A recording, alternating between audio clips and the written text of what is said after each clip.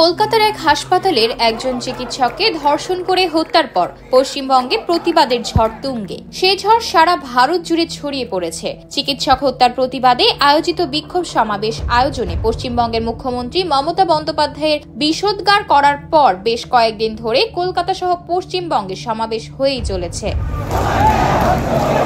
এদিকে পুলিশি নির্যাতনের প্রতিবাদে মমতা বন্দ্যোপাধ্যায়ের পদত্যাগের দাবি করেছেন সে রাজ্যের ছাত্র জনতা সহ বিভিন্ন রাজনৈতিক দল। শেষে তারা মমতা বন্দ্যোপাধ্যায়ের পদত্যাগের দাবিতে এক দফা ঘোষণা করেন। এজন্য তারা মঙ্গলবার পশ্চিমবঙ্গের মুখ্যমন্ত্রীর সরকারি অফিস নবান্ন অভিযান ঘোষণা করেন।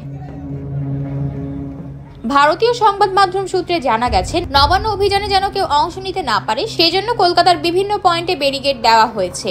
এছাড়া ৬,০০০ পুলিশ মোতায়েন করার পাশাপাশি জলকামান মোতায়েন করা হয়েছে। এর পাশাপাশি সর্বক্ষণ নজর রাখতে ড্রোন ওড়ানো হয়েছে।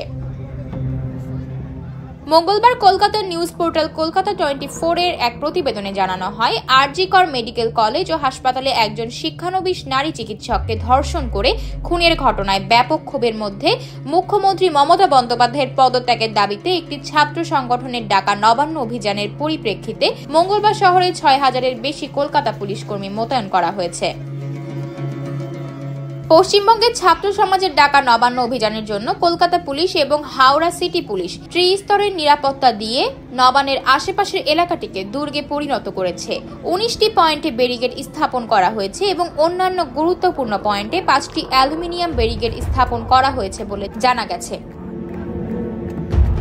গতকাল সোমবার সন্ধ্যায় পশ্চিমবঙ্গের এডিজি দক্ষিণবঙ্গ সুপ্রতিম সরকার ও এডিজি আইন শৃঙ্খলা মনোজ বর্মা কলকাতায় এক সংবাদ সম্মেলনে জানান, এই অভিযান বেআইনি। অভিযানকারীরা পুলিশের অনুমতি নেননি।